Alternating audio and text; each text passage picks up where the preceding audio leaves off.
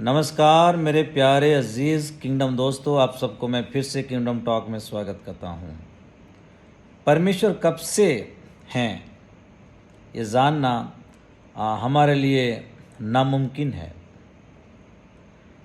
परमेश्वर अनंत काल से हैं और अनंत काल को हम डिफाइन नहीं कर सकते।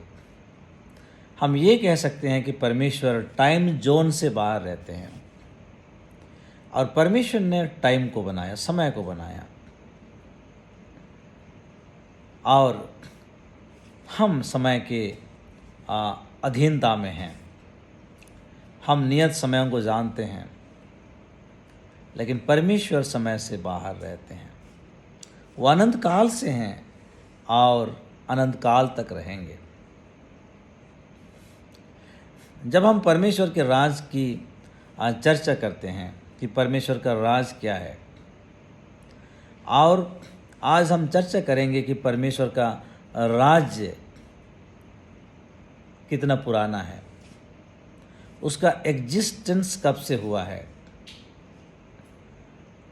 हाँ, बहुत कोई ये समझते होंगे कि जब यीशु मसीह इस दुनिया में आए तो उन्होंने ये राज्य को वापस लाया और उन्होंने ये प्रोक्लेम किया, ये अनाउंसमेंट किया कि मन फिराओ क्योंकि परमेश्वर का राज निकट है। यीशु मसीह से पहले यूहन्ना बपतिस्मा देने वाला आए, उन्होंने भी यही प्रचार किया, मन फिराओ क्योंकि परमेश्वर का राज्य निकट है। इससे पहले किसी ने राज्य की चर्चा नहीं किया। हालांकि ओल्ड टेस्टामेंट में बहुत सारा राज का चर्चा है, लेकिन ये राज आ रहा है। जैसे दानियल की पुस्तक अगर हम पढ़ेंगे तो वहाँ राज का वर्णन है, लेकिन वो राज को लेकर यीशु मसीह आए। इसका मतलब ये नहीं है कि राज्य यीशु मसीह के समय से है। परमेश्वर शुरुआत से इस राज का योजना किए थे। आदि पुस्तक 1:1 में ये लिखा गया है कि आदि में परमेश्वर ने स्वर्ग और पृथ्वी को रचा। आदि में, अर्थात स्वर्ग और पृथ्वी को रचने से पहले परमेश्वर का एग्जिस्टेंस है। वो कितना साल, उसको हम उसको अंदाज़ा भी हम नहीं लगा सकते। और परमेश्वर ने सोचा कि स्वर्ग बनाया जाए, परमेश्वर ने सोचा कि पृथ्वी बनाया जाए, और परमेश्वर आदि में स्वर्ग और पृथ्वी को बनाया। यीशु मसीह अपने स्टेटमेंट में कहते हैं, जो कि मैथ्यू 25:34 में लिखा गया है, तब राजा अपने दाहिनी ओर वालों से कहेगा, राइट हैंड वाले लोग जो रहेंगे उनसे राजा कहेंगे कि हे मेरे पिता के धन्य लोगो।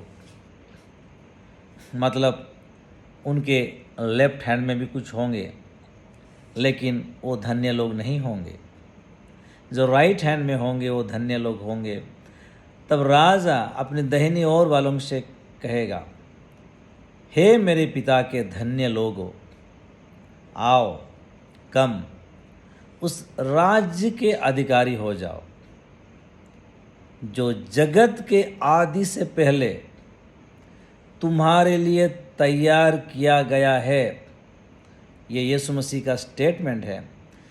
हम जो राज्य, जिसको हम परमेश्वर का राज्य या स्वर्ग का राज कहते हैं, जिन राज के बारे में हम लगातार चर्चा कर रहे हैं, जिस राज को परमेश्वर ने आदम को सौंपा, जिस राज पर हुकूमत करने के लिए परमेश्वर ने मनुष्य को बनाया, उस राज्य की योजना परमेश्वर कब से कर चुके थे?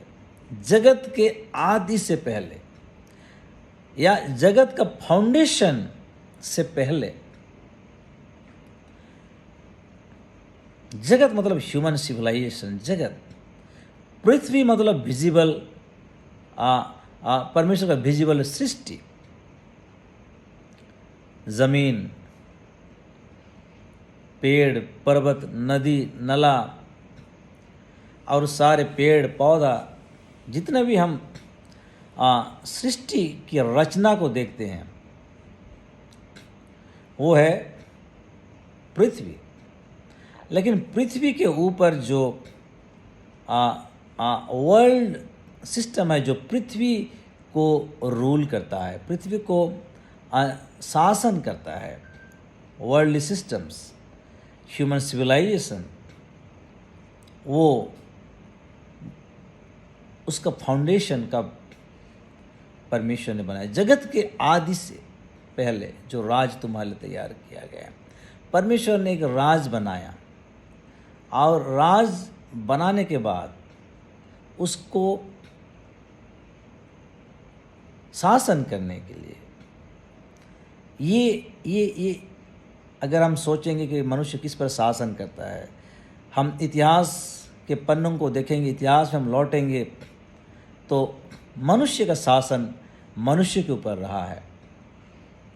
लेकिन अगर हम जेनेसिस को लौटेंगे, genesis 1 and chapter 1 and chapter 2 को पढ़ेंगे, केवल पढ़ेंगे नहीं, स्टडी करेंगे, तो कहीं पे भी परमेश्वर ने मनुष्य को यह मैंडेट नहीं दिया कि मनुष्य मनुष्य पर राज करे। परमेश्वर ने जो सृष्टि की रचना की, उस सृष्टि पर या वातावरण पर या एनवायरनमेंट पर इंसान को राज करना था, आदम को राज करना था। इसको परमेश्वर ने बहुत क्लियरली आदम को कहा। अगर हम जाएंगे जेनेसिस 1:26 एंड 28, 1:26 में परमेश्वर ने कहा कि आओ मनुष्य को हम अपनी समानता में और अपनी सदृशता में बनाएं, और वे समुद्र की मछलियों, आकाश के पक्षियों, सारे रेंगने वाले जंतुओं, सारे गृहपालित जंतुओं, सारे जंगली जानवरों पर अधिकार रखें। ये 3 किंगडम जो है, air kingdom, water kingdom and earth kingdom, ये 3 किंगडम्स में जितने क्रिएचर्स हैं, जितने एनिमल्स हैं, जिनमें प्राण है, जिनका शरीर है, उन पर मनुष्य को शासन करना था। मनुष्य को मनुष्य के ऊपर शासन करने का या कराने का परमेश्वर का योजना ओरिजिनल प्लानिंग में नहीं था, ओरिजिनल उनका ब्लूप्रिंट में नहीं था। आदम ने जब पाप किया, उसके बाद मानव सभ्यता बढ़ते गया, तब लोगों पर राज करने लगे, लोगों पर हुकूमत करने लगे, लोगों पर शासन करने लगे। लेकिन ये परमेश्वर का ओरिजिनल प्लानिंग नहीं था। परमेश्वर ने आदम से कहा, जेनेसिस 1:28 अगर जाएंगे तो परमेश्वर ने कहा फूलो फलो और सारी पृथ्वी पर भर जाओ और सारी पृथ्वी को अपने वश में ले लो। ये पहला अगर कहेंगे एक एग्रीमेंट परमेश्वर इंसान से कर रहे हैं कि फूलो फलो, सारी पृथ्वी में भर जाओ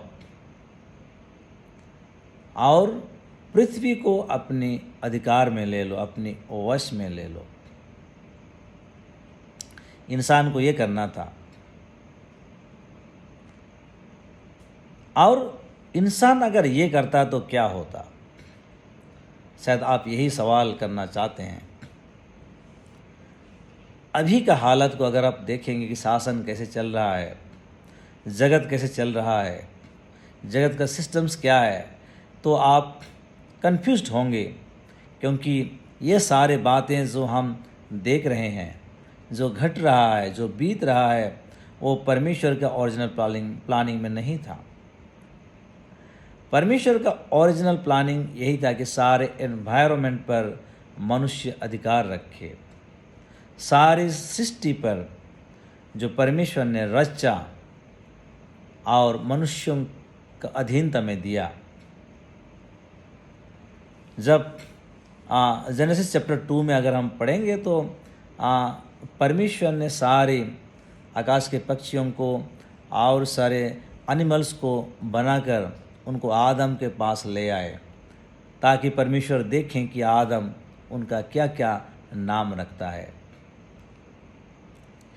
तो सारी सृष्टि को रचने के बाद परमेश्वर उन सृष्टि को, उन जीव जंतुओं को आदम के पास ले आए और आदम ने उनका नाम रखा। वो आदम के वश में कर दिए गए ताकि मनुष्य उन पर अधिकार रखे।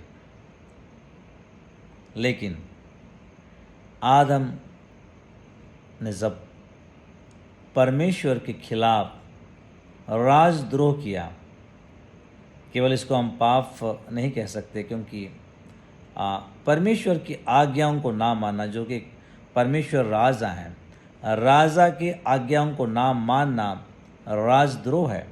और जो राजद्रोह करता है उसका पनिशमेंट हम कहते हैं कैपिटल पनिशमेंट है। यीशु मसीह क्यों अपने ऊपर कैपिटल पनिशमेंट लिए? रोमन गवर्नमेंट के समय में कैपिटल पनिशमेंट या सबसे ब्रूटल या सबसे पीड़ादायक अगर कहें जो दंड था वो था मृत्यु दंड, वो भी क्रूस पर। और ये क्रूस पर जो कैपिटल पनिशमेंट था वो यीशु मसीह अपने गुनाहों के लिए नहीं, हमारे गुनाहों के लिए जो आदम ने किया था, और आदम से पीढ़ी से पीढ़ी अब तक हम करते आ रहे हैं, वो गुनाह का सज़ा इतना भयानक था, जो सज़ा को यीशु मसीह ने अपने ऊपर लिया। और वो सज़ा को उसी समय आदम भुगतना था जब उसने राजद्रोह किया। तो परमेश्वर का योजना क्या था? मनुष्य उसको क्या कर दिया? एक ऐसा शासन मनुष्य को करना था, कहाँ? पृथ्वी पर, सृष्टि के ऊपर, मनुष्यों के ऊपर नहीं, सृष्टि के ऊपर। और ऐसा शासन करके एग्जैक्टली जो कल्चर हेवन में है, जो शासन स्वर्ग में है, एग्जैक्टली वही शासन को मनुष्य पृथ्वी पर करना था। स्वर्ग में परमेश्वर का शासन या गवर्नेंस या गवर्नमेंट परफेक्ट है, वहाँ पे कोई डिसऑर्डर नहीं है, वहाँ पे कोई क्राइसिस नहीं है, वहाँ पे कोई फैमिन नहीं है, वहाँ पे कोई हेट्रेड नहीं है, वहाँ कोई बाउंड्री डिस्प्यूट नहीं है, वहाँ कोई फैमिली डिस्प्यूट नहीं है, वहाँ कोई सोसाइटी में डिवीज़न नहीं है। वहाँ परमेश्वर का शासन परफेक्ट है। और लूसीफर नामक एक आर्च एंजल ने एक बार बगावत करने की कोशिश की, तो उसके साथ जो बगावत में शामिल थे वो सब वहाँ से निकाल दिए गए और परमेश्वर का शासन परफेक्ट रहा। परमेश्वर एग्जैक्टली वही शासन, स्वर्ग में इनविजिबल शासन है, क्योंकि परमेश्वर आत्मा है। पृथ्वी एक विजिबल देश है, जो कि स्वर्ग का एक कॉलोनी या एक्सटेंशन है। ये पृथ्वी को मनुष्य एक विजिबल फॉर्म में परमेश्वर का स्वभाव को लेकर, परमेश्वर के कैरेक्टर एंड लाइकनेस को लेकर शासन करना था। यही मैंडेट है। आज भी हमारे लिए परमेश्वर का यही जिम्मेदारी है। धर्म ने, मैं नहीं जानता कि हमें क्या सिखाया है, लेकिन परमेश्वर का राज का सुसमाचार हमें यही सिखाता है कि हमें किस पर अधिकार करना है, परमेश्वर की सृष्टि पर, ताकि परमेश्वर की जो बेहतरीन सृष्टि है उसको शैतान या दुश्मन अपने कब्जे में ना ले सके। मैं समझता हूँ आप परमेश्वर के राज को समझ रहे हैं और परमेश्वर के राज में आपका दिलचस्पी है, क्योंकि मैं ये आपको बताना चाहता हूँ ये आपका विरासत है, ये आपका देश है जहाँ आपको रहना है। परमेश्वर को आशीष दे।